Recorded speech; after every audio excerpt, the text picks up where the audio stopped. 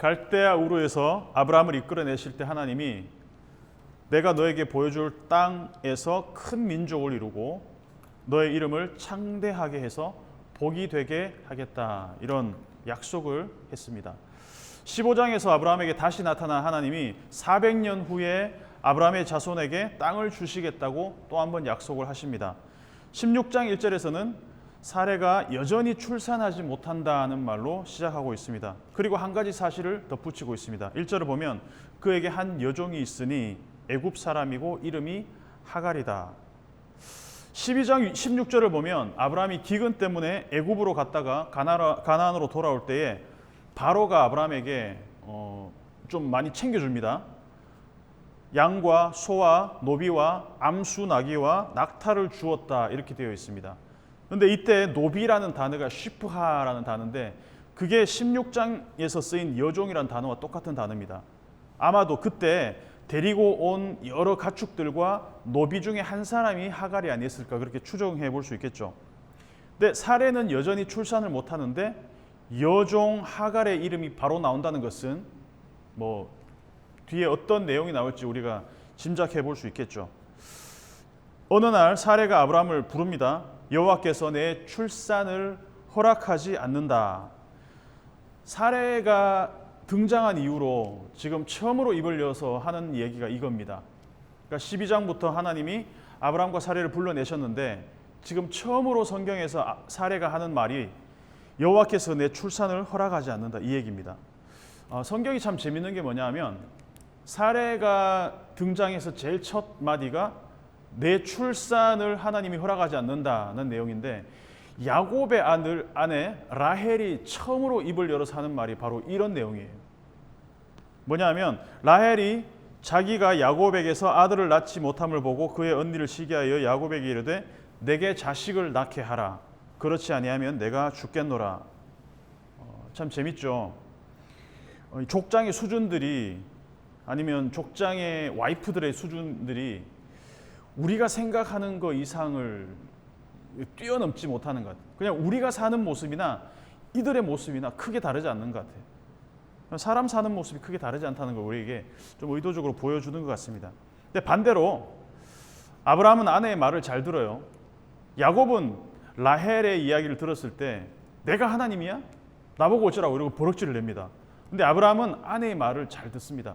얼핏 보면 아브라함이 굉장히 가정적이고 그리고 자상한 사람 같고 야곱은 되게 막 신경질적이고 아내한테 버럭질하는 사람 같잖아요. 근데 곰곰이 들여다보면 야곱은 오히려 아이를 낳는 게 하나님의 주권이라는 걸 아내한테 얘기하고 있어요. 버럭질을 내지만. 근데 아브라함은 오히려 하나님과 상관없이 야곱과 다르게 사레가 자기한테 제안하는 것을 받아들입니다. 그리고 사레의 말대로 여종 하갈을 아내로 받아들입니다. 이 당시에 여종은 집에서 뭐 일 도와주는 가정부 정도의 차원이 아니라 소유 개념이었습니다. 그래서 여종은 나의 소유, 나의 프로퍼티였다는 거예요. 하갈이 아이들 낳지만 사실은 그 아이는 하갈의 아이가 아니라 사레의 아이가 된다는 것을 사레는 계산을 하고 있었다는 거죠. 그래서 여종 하갈을 통해서 아이를 낳더라도 아브라함의 몸에서 나온 상속자다라는 것은 사실이죠. 이 방법이 잘못되었다라고 우리는 생각하지만 사실 15장에서 하나님이 뭐라고 하셨는지 우리가 볼 필요가 있어요. 15장 4절을 보면 하나님이 아브라함에게 뭐라고 얘기하냐면 다메섹 사람 엘리에셀, 내가 집에서 길리운 이 사람이 내 상속자입니다라고 했을 때 하나님이 뭐라고 얘기하냐면 네 몸에서 날 자가 네 상속자가 되리라. 그러니까 하갈을 통해서든 사레를 통해서든 아브라함의 몸에서 난 자가 상속자가 된다라는 그 생각을 갖고 있었던 거예요. 처음에 아브라함은 롯을 데리고 가나안으로 왔습니다. 그때도 아브라함과 사레는 아이가 없었기 때문에 이 롯이 잠재적인 아브라함의 상속자였습니다. 근데 롯은 이미 13장에서 아브라함과 빠이빠이 했죠. 그 후에 아브라함이 다메섹 사람 엘리에셀을 잠재적인 상속자로 생각을 합니다. 네 몸에서 날짜라고 하나님이 다시 수정하면서 엘리에셀도 상속자의 후보에서 빠집니다. 롯이 나가고 엘리에셀도 나가고 그 다음에는 누굴까? 계속해서 이 문제가 지금 상속자가 누가 될 것인가에 대한 이야기가 계속 이어지고 있는데 하나님이 아브라함에게 사레를 통해서 낳은 아이가 네 상속자가 될 것이다라고 명시적으로 얘기했으면 사례의 결정을 우리는 불신앙이라고 얘기했을 거예요. 근데 지금 사례의 결정을 비난할 수 없는 게 하나님의 약속을 굉장히 현실적으로 실현하려고 지금 애를 쓰고 있다는 거예요. 아브라함은 아내 사례의 제안을 거부감 없이 받아들입니다. 이 말이 무슨 말이겠습니까? 아브라함도 사실은 이전부터 이 방법을 생각하지 않은 건 아니다라는 것을 보여준다는 거죠. 어쩌면 이전부터 아브라함은 사례가 제안하기 전부터 여종을 통해서 어떤 그런 방법들로 아이를 낳으면 어떨까라는 생각을 하고 있었을지도 몰라요. 근데 아내에게 그런 말을 하기가 사실 쉽지가 않잖아요. 근데 사례가 자기 입으로 먼저 제안을 합니다. 다른 여자를 통해서 아이를 낳는 게 어떨까? 어차피 여종이기 때문에 당신과 나의 아이가 될 수 있을 거다라는 제안을 해옵니다. 그리고 아브라함은 기다렸다는 듯이 오케이 해버린다는 것이죠. 여기서 사례의 말을 보면 아브라함에게 권유를 하고 있는 게 아니라 2절을 보면 내 여종에게 들어가라 명령으로 쓰여 있습니다. 히브리어로 보는 들어가란 말이고 나는 지금 당장이란 뜻입니다. 권유형으로 볼 수도 있겠지만 이거를 조금 원색적으로 표현하면 당신 지금 당장 들어가. 내 여종에게 들어가. 누가 봐도 아내가 남편에게 하는 그 당시의 문화를 봐서도 아내가 남편에게 하는 어떤 그런 어투는 아니죠. 하나님이 아브라함에게 명령하는 듯한 그런 어투입니다. 3절에는 아브라함의 아내 사레가 그 여종 애굽 사람을 데려다가 그 남편 아브라함에게 첩으로 주었다 이렇게 기록하고 있습니다. 아까 말했듯이 여종은 주인의 소유입니다. 자기의 것을 데려다가 가져다가 남자에게 주었다. 그리고 남자가 여자의 말을 들었다. 떠오르는 게 있습니다. 여자가 취하여 그 남자에게 주었다. take 그리고 give. 똑같이 창세기 3장에서도 쓰이고 있죠. 여자가 선악을 알게 하는 나무의 열매를 가져다가 take해서 남자에게 주었다. 라카 나탄 똑같이 쓰이고 있습니다. 왜 그러면 성경은 의도적으로 창세기 3장의 선악과 사건을 창세기 16장의 이 사건과 의도적으로 이렇게 배열을 같이 하고 있을까? 묶고 있을까? 여자가 선악과를 취해서 남자에게 주었습니다. 여자가 주도권을 쥐고 그것을 남자에게 주었다. 남자가 그것을 받았다. 창세기를 기록한 이 모세는 인류 최초의 타락 사건인 선악과 사건, 창세기 3장의 사건을 창세기 16장과 의도적으로 연결하는 이유가 있습니다.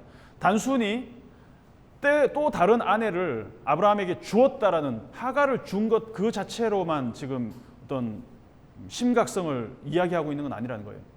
문제의 핵심은 뭐냐 하면 하가를 첩으로 준 것 때문이 이게 아니라 아브라함과 사레가 의견을 모으고 결정을 하는 모든 과정까지 그 의사 결정 과정에 하나님은 한 번도 참여하지 못했다는 거예요. 아브라함과 사레의 이 대화 속에 하나님은 철저하게 배제가 되어 있다는 겁니다. 마찬가지로 창세기 3장에서 아담과 하와가 선악을 알게 하는 열매를 먹는 그 과정에서 하나님은 철저하게 배제가 되었다는 겁니다. 그 차원에서 보면 창세기 3장과 심각할 정도로 비중 있게 지금 다루고 있는 바로 이 본문이 그런 의도에서 쓰여졌다라고 볼 수가 있다는 거예요.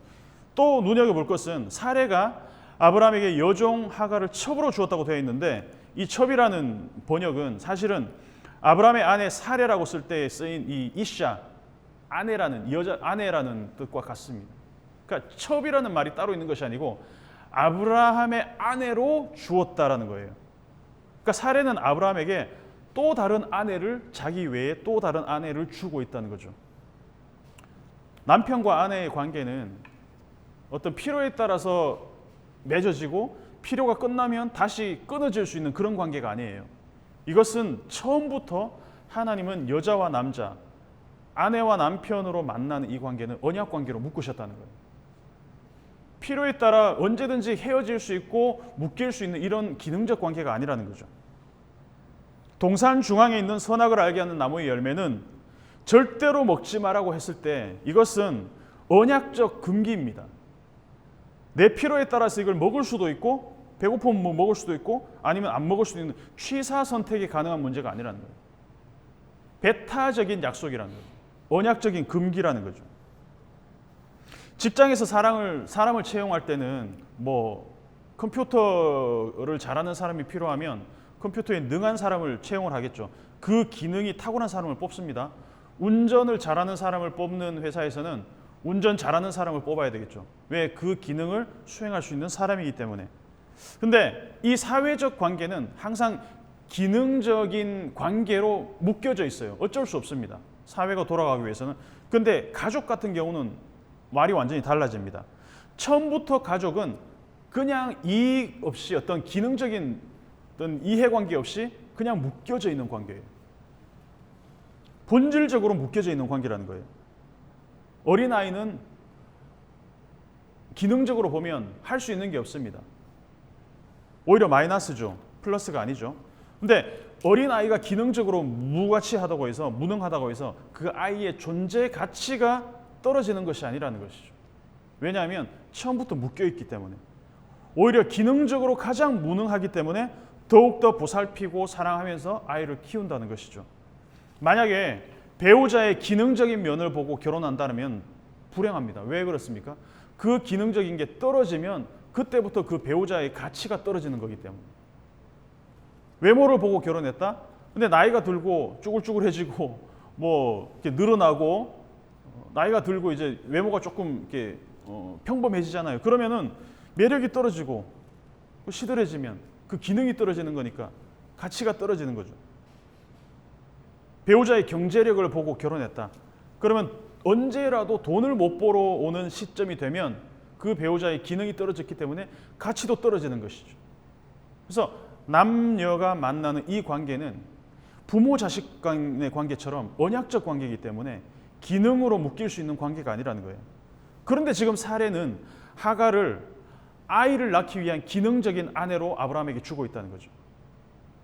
단지 아이를 출산하기 위한 도구로 하갈이라는 여종을 이용하고 있다는 것입니다. 만약에 하갈이 아이를 낳고 나면 어떻게 되겠습니까? 토사구팽. 뭐 불보듯 뻔한 얘기죠. 4절을 보면 아브라함이 하갈과 동침함에 하갈이 임신했고, 그리고 임신한 사실을 알고 나서는 하갈이 여주인을 멸시했다라고 나오고 있습니다. 동침하고 임신하고 멸시했다. 이 동사들이 굉장히 속도감 있게 연결되어 있습니다. 가나안에 거주한 지 10년 동안 안 생기던 아이가 어떻게 하갈과 동침하자마자 아이가 생길 수 있나? 굉장히 인생의 아이러니 같아요. 또 하나님이 좀 잔인한 분 같기도 하고 상황이 역전이 되었습니다. 하갈은 기세가 등등해졌어요. 내 여주인이 10년 동안 갖지 못하던 그 아이를 나는 한 번에 가졌어. 내가 기능적으로 내 주인보다 우수해. 하갈의 어깨에 힘이 좀 들어간 것 같습니다. 5절을 보면 본격적인 여자들의 전쟁이 시작되고 있습니다. 최근에 그 스트리트 우먼 파이트에서 잘 봐 이제 언니들 싸움이다 이런 것처럼 언니들이 이제 싸움 시작한 거예요. 하갈이 사례를 멸시하고 사례는 완전히 뚜껑이 열려버렸습니다. 5절을 보면 내가 하갈에게 받는 모욕은 당신이 받아야 옳다. 사례가 아브라함한테 지금 퍼붓고 있습니다. 여기서 모욕이라는 단어가 언제 쓰였냐면 하마스란 단어인데요. 이게 제일 처음 쓰인 데가 언제냐면 창세기 6장 11절 13절입니다. 하나님이 홍수로 심판하기 전에 온 땅이 하나님 앞에 부패하여 포악함이 땅에 가득했다고 할 때 포악함이 바로 하마스입니다. 그러니까 사례가 볼 때 하갈이 아이를 낳았다고 해서 굉장히 포악해졌다, 바이올런트해졌다라는 이야기를 지금 하고 있다는 것이죠. 그러니까 홍수 심판을 받을 정도로 포악한 인간의 본성이 하갈에게서 느껴졌다는 거예요. 하갈의 본심이 어땠는지 모르겠지만 사례가 느끼기에는 그 정도로 포악함으로 이렇게 비춰졌다는 것입니다. 그러니까 이 정도면 선을 좀 넘은 거죠. 하갈이 사례를 멸시했습니다. 왜? 자기가 기능적으로 주인보다 낫다고 여겼기 때문에. 그리고 사례는 이것 때문에 모욕감을 느꼈습니다. 그 모욕감이 폭력과 같이 다가왔습니다. 사례는 아브라함에게 당신이 이 포악함을 다 갖고 가라고 퍼붓습니다. 그리고 여호와께서 판단하시기를 원한다 이렇게 말합니다. 하나님께 책임 전가를 합니다. 여기까지 보면 이 사람들이 정말 언약 백성, 이 부르심의 첫 번째 이 제너레이션이라는 것을 우리가 믿을 수 없을 정도로 아브라함과 사레의 모습이 참 엉망진창인 것처럼 보여요. 이 가정 안에서도 아내와 남편의 관계가 깨지고, 그리고 주인과 여종의 관계가 깨어지고, 하나님과 이들의 관계도 지금 완전히 단절돼 버렸고 다 엉망인 것처럼 보입니다. 6절에서 아브라함의 대사를 봅시다. 6절을 보면 당신 눈에 좋은 대로 하갈에게 행하라. 이것도 창세기 3장이 떠오르지 않습니까? 눈에 좋은 대로 행하라. 눈에 좋은 대로. 하와가 선악과를 보고 품었던 마음이 뭡니까? 눈으로 보기에도 좋고 먹기에도 좋아 보이는, 눈에 좋은 대로. 똑같은 단어입니다. 똑같이 쓰인 단어입니다. 에이나이와 토오브. 하나님이 보시기에 좋았더라가 완전히 사라져버린 삶. 아담과 하와의 모습, 지금 아브라함과 사레의 모습이 별반 다를 게 없다라는 것이죠. 과연 이 가정에 회복이 있을까? 우리는 성경을 다 알기 때문에 어떻게 이야기가 흘러갈지 알지만 16장 전반부만 보면 굉장히 분위기가 어둡고 무겁습니다. 그래서 사레는 여종을 잃어버렸습니다. 아브라함은 태어날 아이를 잃어버렸고 하갈은 자기의 따뜻한 보금자리를 잃어버렸습니다. 승자가 아무도 없습니다. 모두가 다 패자가 되었습니다. 그리고 모든 관계가 다 엉망이 되어버렸습니다. 서로에게 아픈 상처만 남겼습니다. 1절에서 6절까지 하나님은 한마디도 안 하십니다. 드디어 하나님이 나타나시는데 7절에서 나타납니다. 놀랍게도 하나님은 아브라함과 사레, 이 언약 백성들에게 나타나는 것이 아니라 광야로 쫓겨나간 하갈을 찾아가십니다. 의외죠. 그리고 8절을 보면 하갈을 부릅니다. 앞에서는 사레의 여종, 사레와 아브라함이 하는 대화에서는 하갈이라는 이름이 한 번도 안 불려집니다. 여종, 여종, 여종. 그냥 종, 내 소유 종. 그들에게 하갈의 이름은 큰 의미가 없어 보입니다. 근데 하나님이 나타나시자마자 뭐라고 부르냐면 사레의 여종 하갈아 이렇게 부른다는 것이죠. 사레와의 관계 안에서 하갈을 부르고 계시고, 그러면서도 하갈이라는 존재 자체를 부르고 계신다는 거죠. 여주인에게서 도망가서 갈 데도 없고 먹을 것도 없고 지금 아이까지 뵌 이 무거운 여자 혼자의 몸, 한번 생각을 해봤습니다. 광야에 쫓겨난, 광야에 도망 나온 이 하갈의 마음이 어떨까? 과연 자칫 뱃속의 아이의 목숨까지도 위험한 이 광야에서 주인에게서는 단 한 번도 들어본 적이 없는 그 이름 하갈이라는 이름을 하나님으로부터 듣고 있습니다. 하갈아. 이 음성을 딱 들었을 때 하갈이 압니다. 아, 이건 사람의 목소리가 아니구나. 어떤 신적인 절대적인 존재로부터 들려오는 이 부름에 여종은, 이 하갈은 무릎을 꿇을 수밖에 없다는 것이죠. 사레의 여종 하갈아, 네가 어디서 왔으며 어디로 가느냐. 근데 이 질문에 답이 있는 것 같아요. 그렇잖아요? 사레의 여종 하갈아, 네가 어디서부터 왔으며 어디로 가느냐. 질문에 답이 있어요. 그러니까 하나님은 하갈이 있어야 될 곳을 벌써 가르쳐주고 계시는 것 같아요. 그러니까 사레의 여종 하갈아, 이 말은 네가 지금 있어야 할 곳은 여기가 아니라 네 여주인의 집이다라는 것이죠. 지옥 같은 현실을 딱 벗어나면 더 나은 현실이 기다릴 것 같아서 도망을 갈 때가 있잖아요. 사레와 아브라함이 집에서 나오면 그래도 좀 숨 쉴 만한 공간이 있겠지. 근데 광야로 나왔는데 더 죽을 것 같아요. 더 너무 힘들어서 나왔는데, 뛰쳐나왔는데 현실은 더 지옥 같을 때가 있습니다. 지금 하갈의 상황이 그런 것 같아요. 오히려 그 집에 있었더라면 좀 답답하고 힘들어도, 물론 쫓겨난 거긴 하지만 아이가 무사히 태어날 수 있는 환경이, 여주인의 집이 조금 더 안전하다는 것, 지금 하나님이 그것을 알려주고 계신다는 거죠. 무엇보다도 하갈은 주인으로부터도 인정받지 못하고 위로받지 못하는 것을 하나님을 만남으로 지금 해결을 하고 있다는 거죠. 평생 종으로 살아왔던 하갈이 하나님은 아이 낳는 여종, 아이 낳는 어떤 기능적인 존재로 부르는 것이 아니라 그냥 하갈 자신의 이름을 불러주고 계신다는 것이죠. 그리고 나서도 하나님은 사레와 하갈과의 연관, 이 관계를 완전히 닫지 않으신다는 거예요. 네가 어디서 왔으며 어디로 갔느냐. 아담에게도 하셨던 말씀이고 가인에게도 물으셨던 말씀입니다. 네가 어디 있느냐. 아담아 네가 어디 있냐. 내가 벗었으므로 두려워서 숨었나이다. 동문서답하고 있습니다. 가인도 마찬가지예요. 근데 하갈은 오히려 정직하게 자기 자신의 상태를 말하고 있습니다. 나는 내 여주인 사레를 피하여 도망하는 중입니다. 오히려 하갈이 더 정직하게 자신의 처지를 하나님 앞에 읍소하고 있습니다.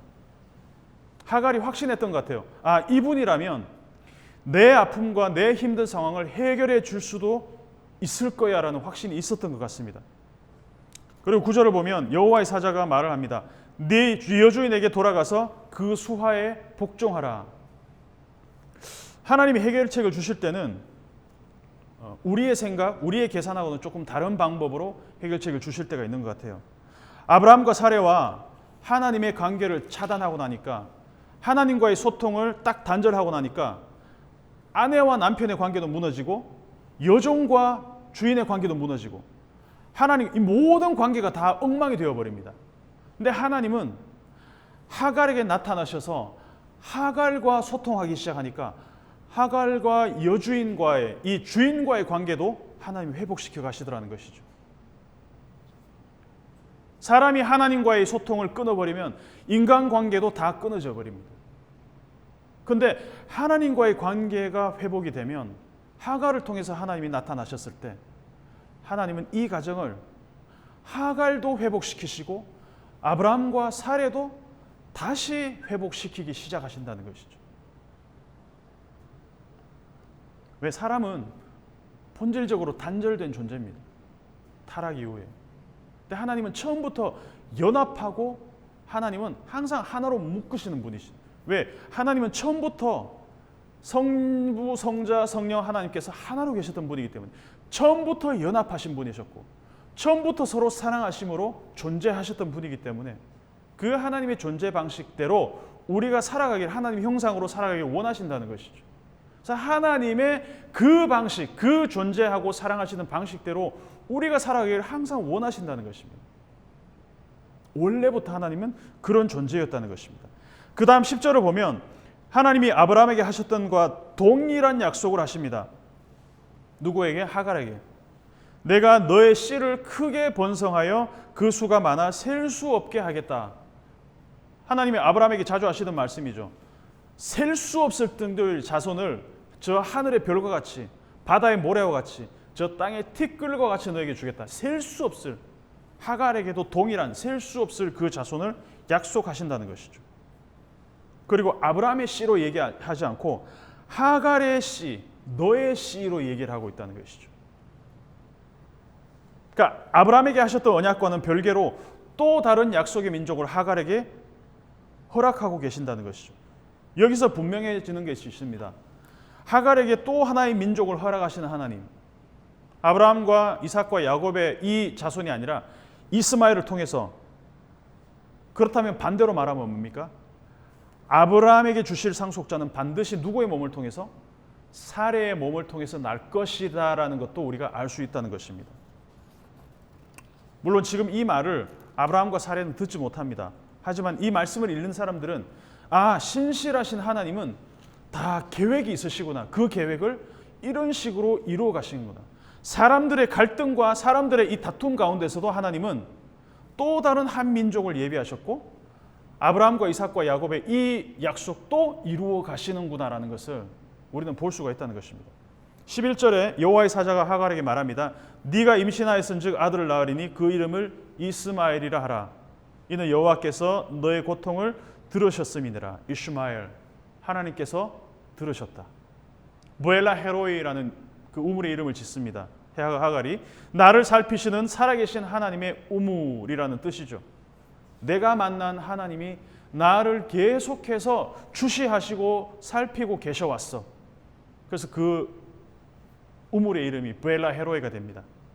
내가 어렵고 힘든 일이 있을 때 뒷짐지고 계시다가 나타나셔서 수습하시는 하나님이 아니라 지금 이 자리 항상 하나님은 나를 지켜보고 계셨어라는 고백이 하갈의 입에서 지금 터져나왔다는 것이죠.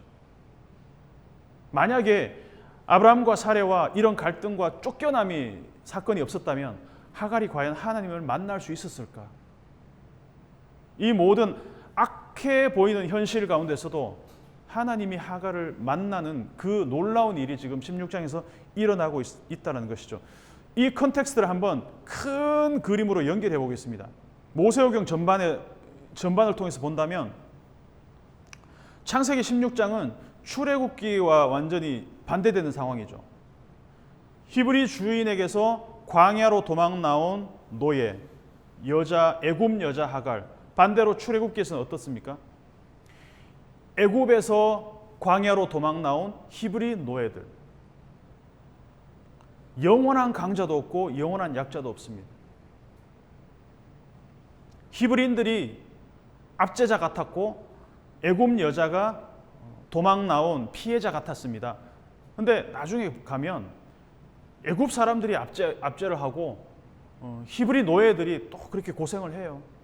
늘 역사는 반복되게 되어 있습니다.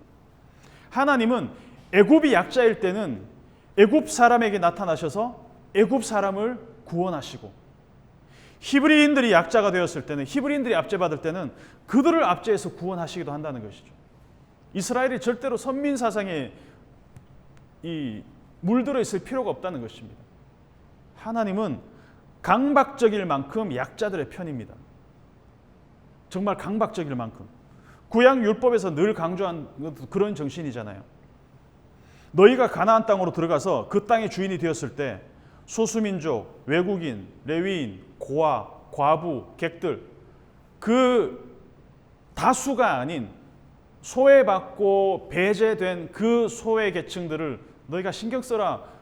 걔네들 절대로 무시하지 마라. 하나님 항상 말씀하시는 그거잖아요. 하나님은 개구리가 올챙이적 시절을 생각하지 못하는 것을 못 견뎌 하시는 것 같아요. 그래서 창세기 16장은 특별히 아브라함과 이삭과 야곱의 하나님이 이스마엘의 하나님도 되신다는 것을 우리에게 보여주고 있습니다. 히브리인들의 하나님이시지만 애굽인의 하나님이 되시기도 한다는 것을 우리에게 보여주고 있습니다. 교회 다니는 사람들, 기독교인들의 하나님이 아니라 하나님은 누구나 압제받고 고통받고 구원이 필요한 누구나에게 하나님은 하나님이 되신다는 것을 우리가 알아야 된다는 것이죠. 하나님은 어떤 특정 집단이 다수가 되고 기득권이 되었을 때 상대적 약자, 상대적 소수자들에게 하는 어떤 애티튜드를 가져야 되는지를 하나님이 잘 보여주고 계신다는 것이죠. 결론입니다. 16장에서만큼은 아브라함과 사레는 하나님과의 커뮤니케이션이 끊어진 것 같습니다. 창세기 3장의 아담과 하와의 모습과 별반 다르지 않아 보입니다. 아담과 하와처럼 아브라함 사레 커플도 그들의 눈에 보기 좋은 대로 행했습니다. 그들은 하갈을 자신들의 소유라고 여겼고 자기들 마음대로 했습니다. 16장에서만큼은 아브라함이나 사레나 자기 자신들이 모든 것을 결정하는 하나님이었습니다. 왜? 하나님과 커뮤니케이션이, 하나님과의 소통이 끊어졌기 때문에 자기 자신들이 하나님이 되는 거죠. 아담과 하와가 그랬던 것처럼. 반면에 하갈은 자기 스스로 통제해 가는 것이 아무것도 자기 스스로 할 수 있는 것이 아무것도 없었습니다. 전적으로 무능한 상태였기 때문에 광야로 도망 나올 수밖에 없었습니다.